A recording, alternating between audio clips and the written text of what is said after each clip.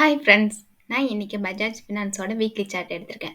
நான் 30ஆம் தேதி ஜனவரி ஒரு வீடியோ போட்டிருந்தேன். அப்போ Bajaj finance head and shoulder pattern போட்டிருக்கு. ஸோ, கரெக்ஷன் வரதுக்கான வாய்ப்பு இருக்கு. 6800க்கு கீழ சஸ்டெயின் ஆகும்போது நம்ம ஒரு கரெக்ஷனை எதிர்பார்க்கலாம் அப்படின்னு சொல்லியிருந்தேன். அதாவது இந்த 100 டிஎம்ஏக்கு கீழ க்ளோஸ் ஆனுச்சுன்னா, நம்ம ஃபர்தரா ஒரு நல்ல ஒரு கரெக்ஷன் வரதுக்கு வாய்ப்பு இருக்கு. அது எங்க சப்போர்ட் எடுத்துக்கிறதுக்கு வாய்ப்பு இருக்குன்னு சொல்லியிருந்தேன்னா, இந்த 200 டிஎம்ஏல சப்போர்ட் எடுத்துக்கலாம். அதையும் ஒரு வேளை பிரேக் பண்ணிடுச்சுன்னா, இது 5750 வரைக்கும் வரதுக்கான வாய்ப்பு இருக்குன்னு சொல்லியிருந்தேன். அப்போ 200 டிஎம்ஏ 6000 கிட்ட இருந்துச்சு. இப்போ ரைஸ் ஆகி 6100 கிட்ட இருக்கு. 200 டிஎம்ஏ. இப்போ கரெக்ஷன் வந்துட்டுருக்கு. நான் சொன்னதுலேருந்து பார்த்தீங்கன்னா, கிட்டத்தட்ட 8% கிட்ட கரெக்ஷன் வந்திருக்கு. இப்போ 6300 கிட்ட ட்ரேட் ஆயிட்டு இருக்கு. ஸோ, இப்போ 200 டிஎம்ஏல சப்போர்ட் எடுத்துக்கலாம். அதாவது 6120 அந்த ரேஞ்சில் சப்போர்ட் எடுத்துக்கலாம்.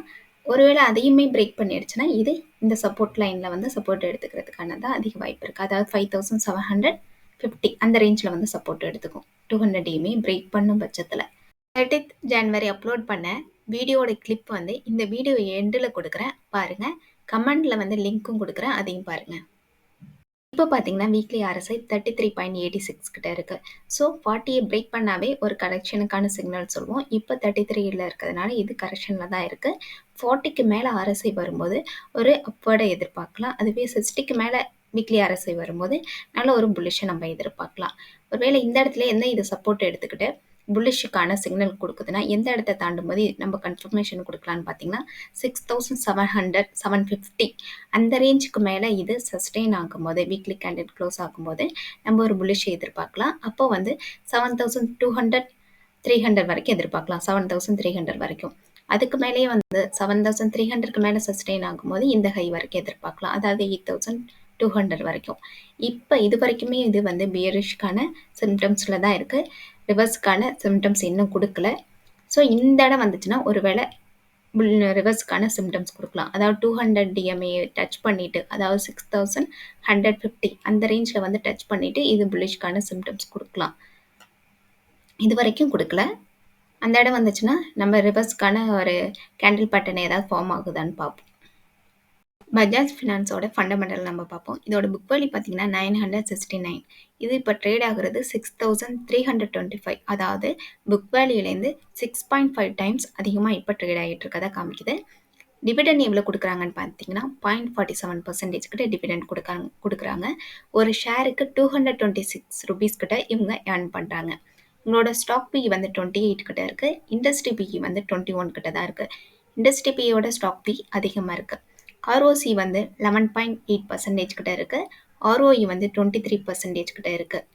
ப்ரொமோட்டர் கிட்ட 54.8% கிட்ட ஹோல்டிங்கில் இருக்காங்க. லாஸ்ட் 3 இயர்ஸில் இவங்க 1.34% கிட்ட அவங்களோட ஸ்டேக்கை ரிடியூஸ் பண்ணியிருக்காங்க ப்ரொமோட்டர்.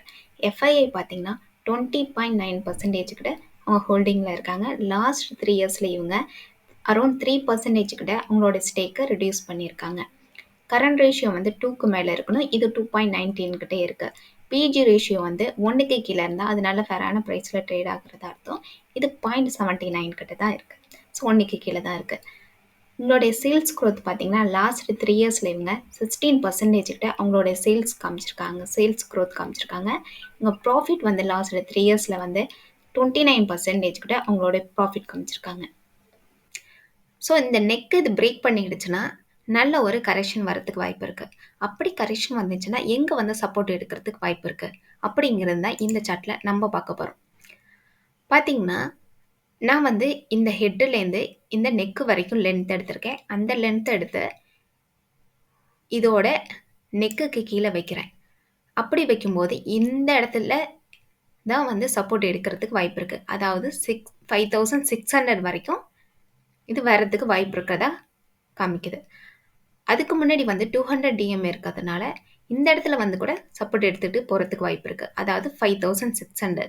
இந்த நெக்கை இது பிரேக் பண்ணிடுச்சுன்னா இது கண்டிப்பாக 6000 வரைக்கும் வரதுக்கு வாய்ப்பு இருக்குது. அடுத்த டார்கெட்டாக இது 5600 வரைக்கும் வரதுக்கு வாய்ப்பு இருக்குது. நம்ம 6000 வந்துச்சுன்னா நம்ம அக்குமுலேஷனுக்கு கன்சிடர் பண்ணலாம்.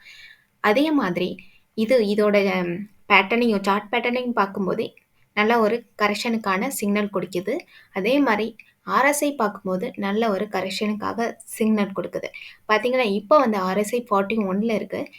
40ய பிரேக் பண்ணுச்சுன்னா, நம்ம வந்து எதிர்பார்க்கலாம் கரெக்ஷனுக்கான சிக்னல் கொடுத்துருச்சுன்ட்டு. அதே மாதிரி இந்த நெக்க இது பிரேக் பண்ணணும். இப்போ வந்து எங்க ட்ரேட் ஆயிட்டு இருக்குன்னா, 6858 கிட்ட ட்ரேட் ஆயிட்டு இருக்கு. இது வந்து 6800க்கு கீழ வந்து ட்ரேட் ஆகணும். அதே மாதிரி RSI வந்து 40க்கு கீழ வரணும். அப்படி வந்துச்சுன்னா, இத கண்டிப்பா நல்ல ஒரு கன்ஃபர்மேஷனுக்கு நம்ம எடுத்துக்கலாம். உங்களுக்கு இந்த வீடியோ பிடிச்சிருந்துச்சுன்னா லைக் பண்ணுங்க, சப்ஸ்கிரைப் பண்ணுங்க. இந்த வீடியோ பார்த்தீங்கன்னா எஜுகேஷன் பர்பஸ்க்காக தான். நீங்கள் ஃபர்தராக இன்வெஸ்ட்மெண்ட் பண்ணணும்னு நினச்சிங்கன்னா உங்களுடைய ஃபினான்சியல் அட்வைசரை கன்சல்ட் பண்ணிக்கிட்டு பை பண்ணுங்க, செல் பண்ணுங்க. தேங்க்யூ.